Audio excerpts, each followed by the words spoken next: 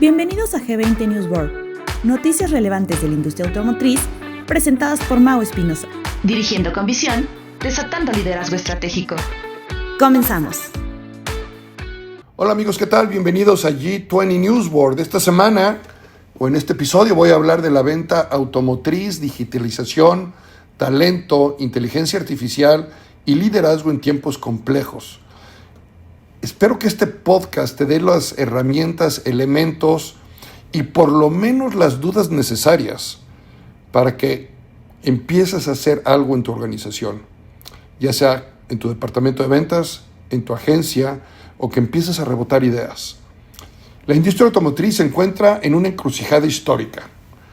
La transición hacia no nada más la electrificación, pero la presión con los nuevos actores globales, como todos los chinos, estrategias agresivas en precio, financiamiento, ajustes que se van a derivar del TMEC, el impacto de la inflación en financiamiento, postventa, genera un entorno de alta complejidad para distribuidores, no nada más en México, también en Estados Unidos.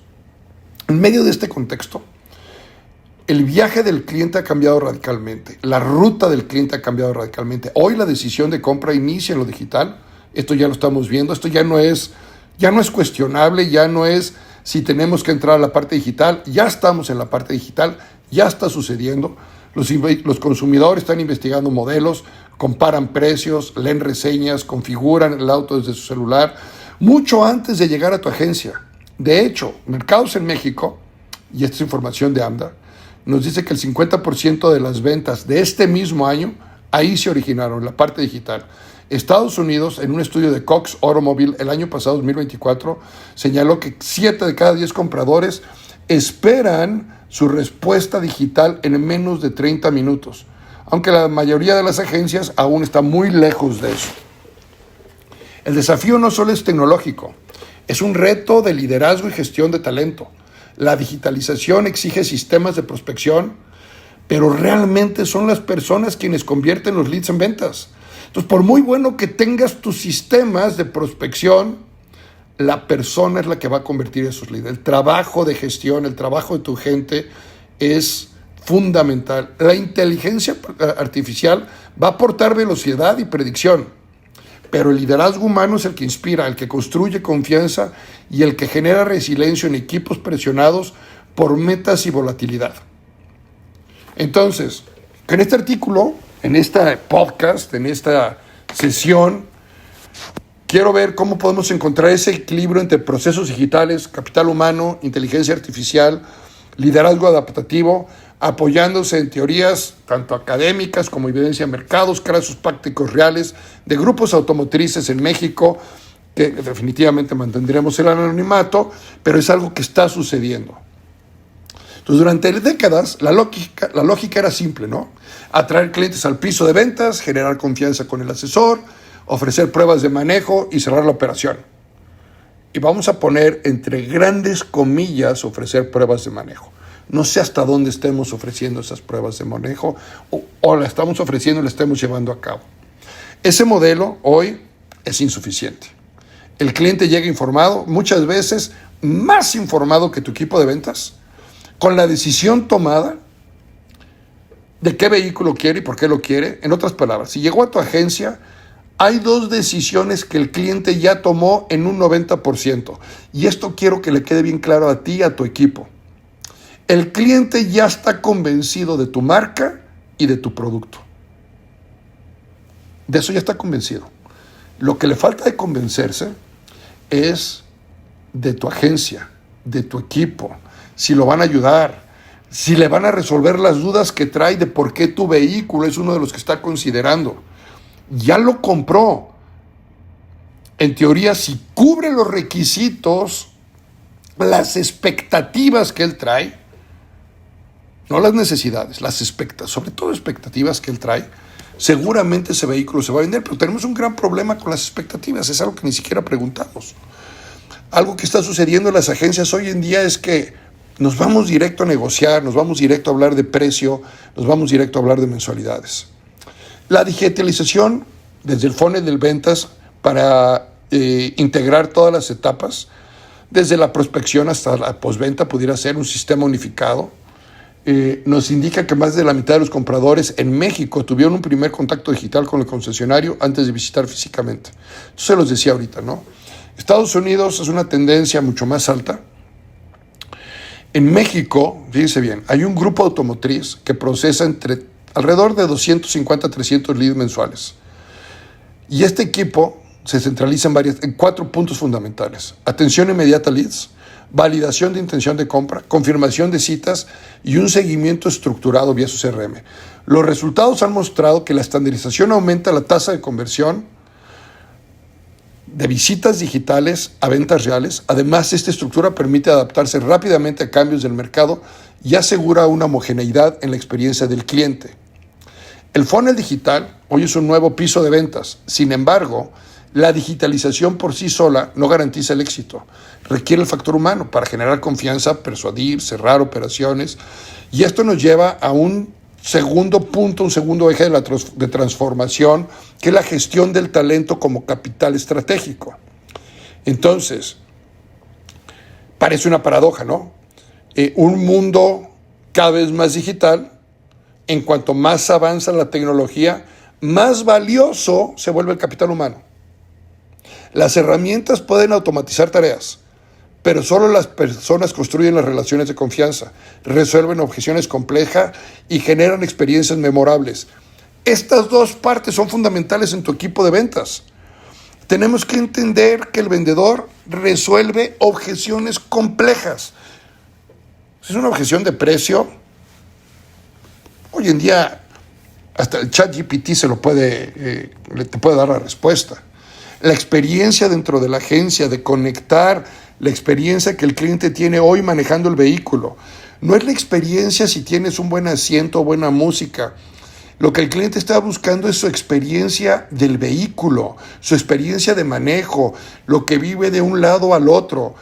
Entonces, ¿cómo en nuestra narrativa entendemos la experiencia que el cliente tiene hoy en su vehículo, en sus rutas normales de transportación, ir al trabajo, o llevar a los niños a la escuela, o las rutas que él o ella manejen, y cómo el vehículo que le estamos ofreciendo o que quiere comprar van a facilitar, van a mejorar, van a hacer más memorable su experiencia? Eso es lo que el cliente busca, y eso es donde nos equivocamos de repente cuando pensamos en experiencias memorables. Pensamos en la experiencia que el cliente va a vivir dentro de la agencia, y si bien es cierto, eso es importante, es más importante empatar la expectativa del cliente que él tiene en su cabeza de qué va a suceder con su vehículo nuevo en su día a día, más allá de las 2 o 3 o 5 horas que vaya a pasar en tu agencia comprando el vehículo. Hay una teoría de capital humano del autor Becker que sostiene que invertir en formación, habilidades y motivación del personal produce retornos iguales o superiores a la inversión en capital físico. Goldman en 1988, por su parte, argumentaba que el capital social, o sea, la red de confianza entre individuos, es un recurso fundamental para la cooperación y el logro de objetivos. Entonces, ¿qué significa esto en el contexto automotriz? La calidad del talento de un BDC o en el piso de ventas determina la eficacia de tu funnel, ya sea digital o presencial, o un solo funnel. ¿Ok? Por ejemplo, tu control diario está incluyendo productividad del asesor diario, no mensual, la supervisión de citas y seguimientos a través del software que estés utilizando, evaluaciones de Mystery Shopper para ver que realmente las narrativas, más allá del proceso, lo que queremos escuchar es la narrativa, la forma en la que se está creando la relación, la forma en la que estamos manejando las objeciones, la forma en la que estamos poniendo atención al cliente, la forma en la que estamos ofreciendo la prueba de manejo como un beneficio al cliente, no como una tarea tediosa que tenemos que hacer. Y entiendo que los vendedores dicen otra prueba de manejo y otra prueba de manejo, y entonces para ellos es tedioso porque están haciendo pruebas de manejo todo el día. Pero es el cimiento, es la base del éxito de ellos. Entonces, estos mecanismos no solo mejoran los indicadores de conversión, sino que también permiten identificar a los asesores con qué habilidades pueden destacarse, ya sea generando empatías o cierres. Y lo que nos puede llevar a generar programas de mentoría interna para ayudar a nuestros equipos. En términos académicos, esto se relaciona con las teorías de aprendizaje organizacional de Argis y Schoen desde 1978, no es algo nuevo. Las organizaciones que sistematizan la retroalimentación y aprenden de sus errores, ajustan procesos y desarrollan una capacidad adaptativa superior. Entonces, el capital humano es el motor invisible que convierte prospectos en clientes. No obstante, para que ese talento florezca, necesita ser acompañado por un liderazgo que inspire, que sostenga y guíe en tiempos de presión e incertidumbre. Recientemente entrevistaron a un gerente general de un grupo de agencias en Estados Unidos, unas agencias Nissan. Y hablo de la marca porque es importante el contexto de la marca. Es una marca que está teniendo presiones internas, externas, por todos lados. Y le hicieron la pregunta, ¿qué tal va el mercado hoy en día? La respuesta no nomás sorprendió a los entrevistadores, ha sorprendido a la audiencia. Dijo, mejor que nunca. El año va fantástico. Dijeron, oye, pero lo que dice los KPIs de industria y lo que leemos de tu marca nos dirían todo lo contrario de lo que nos estás diciendo. La respuesta a mí no nada más me encantó, me fascinó. Dijo, si tú dejas que todos los factores externos afecten tu productividad, tu desempeño y tus resultados, entonces dependes de lo externo. Nosotros en nuestras organizaciones dependemos exclusivamente de lo interno, de nuestro talento, de nuestra guía, de nuestro enfoque, de nuestra disciplina. Si sabemos que son tiempos difíciles y tenemos que redoblar esfuerzos, redoblaremos los esfuerzos.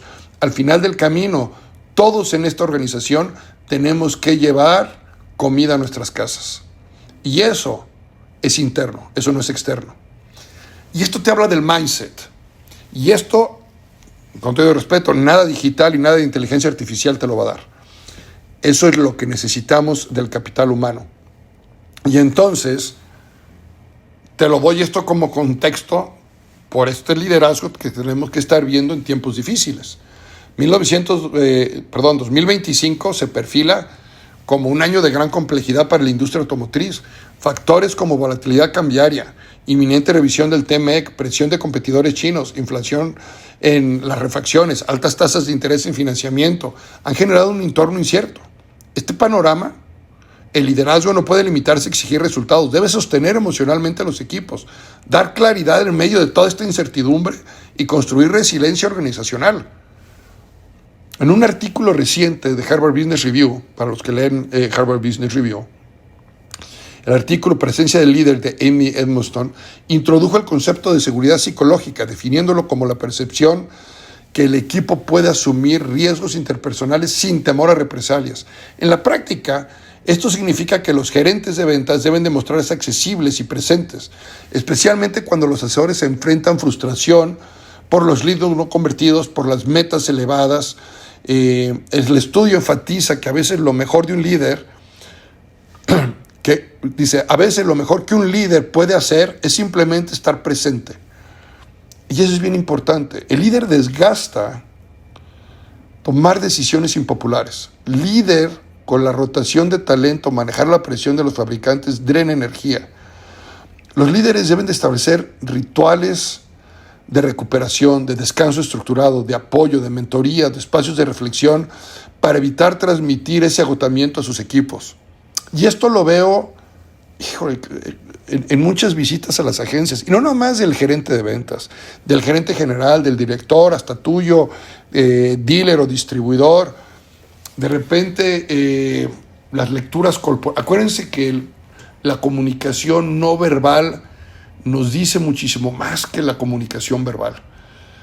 Y entonces, esta empatía que tratamos de pasar a través de palabras, pues no se da porque hay un contraste con toda la parte emocional que estamos transmitiendo. Entonces, conectar teorías de liderazgo adaptativo que plantean que los líderes deben distinguir entre problemas técnicos, es decir, soluciones claras, o problemas de adaptación, es decir, un aprendizaje colectivo donde en juntas estamos viendo qué está sucediendo y cómo estamos reaccionando. Por ejemplo, una de las cosas que me gusta mucho implementar cuando vamos a las agencias, le llamamos los jueves de objeciones. Todos los jueves hacemos una reunión en ventas donde hablamos de la objeción más recurrente de la semana. Seguramente más de uno de tus vendedores ha tenido la misma objeción, y entonces ¿por qué esperar que cada quien tenga que lidiar con la objeción como él quisiera? ¿Por qué no la trabajamos todos y empezamos a tener una respuesta más en común, más en concreto? Y esto nos ayuda a ser más eficientes. Un grupo automotriz, otro grupo automotriz, en estas reuniones diarias de sus gerentes con los asesores, y son juntas bien interesantes, son juntas de 10 minutos. Y nada más hablan de no nada más hablan de leads y de citas, eso queda afuera, ¿no? Buscan identificar las frustraciones que está teniendo el equipo. Ojo, ya no estamos hablando tampoco de las objeciones. Estamos hablando de qué te está frustrando a ti como vendedor. Y entonces una sesión diaria de cuáles son las frustraciones del día anterior, cómo podemos evitarlas hoy. Todos los días, 5 o 10 minutos para arrancar.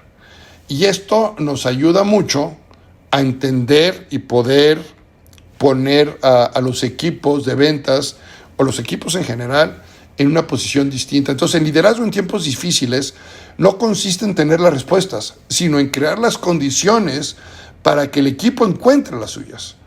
El liderazgo no actúa en el vacío.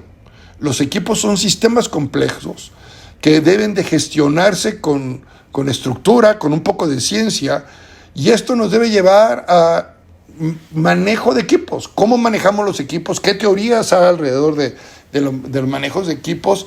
Y en una agencia, si algo tenemos, son equipos de trabajo. Entonces, vamos a hablar un poquito de contexto. ¿A qué me refiero, no? Un BDC o un equipo de ventas en una agencia automotriz funciona como una microorganización, múltiples perfiles, tareas independientes, presiones de resultados y la necesidad de coordinarse bajo un propósito común. Para lograr un desempeño alto, los gerentes deben de comprender y aplicar teorías clásicas de manejos de equipos que han sido validadas en entornos complejos, y voy a hablar de 3 en específico que creo que nos pueden ayudar mucho. El modelo Tuckman, que es la formación de conflicto normado de desempeño. Los equipos atraviesan fases naturales. Primero, la formación, luego el conflicto, seguido de la normalización y finalmente del desempeño. En venta, los equipos quedan estancados en la etapa de conflicto debido a diferencias de estilos de trabajo o competencia interna. El rol del gerente, del líder, es acelerar la transición hacia la normalidad, hacia el desempeño, facilitando acuerdos y reforzando objetivos en común. Esto es algo que también nos falla en las agencias. Tenemos el objetivo individual y no premiamos el objetivo en común en muchos lugares. Y el objetivo en común no necesariamente es el volumen de la suma de todas las ventas, Por ahí debemos de tener otros objetivos en común. Los roles de equipo. Este es un autor que se apellida Belvin. Él identifica nuevos roles que deben de equilibrarse en un equipo: coordinador, implementador, creativo, especialista, monitor, cohesionador, buscador de recursos, etcétera, etcétera. En las agencias, los gerentes de repente quieren tener todos los roles, mientras que nuestro equipo puede tomar ciertos roles. Podemos tener dentro del equipo al creativo, al especialista. En ventas a lo mejor de repente tenemos un cerrador agresivo, pero un equipo sostenible también requiere de entender cómo cada uno de estos roles que tiene diferente parte de nuestro equipo nos puede ayudar para poder cohesionar los resultados de una forma mejor. Y finalmente, las condiciones de Hackman, ¿no? Hackman propone que los equipos efectivos requieren 3 condiciones fundamentales. 1, propósito claro. 2, estructura adecuada. Y 3, soporte contextual.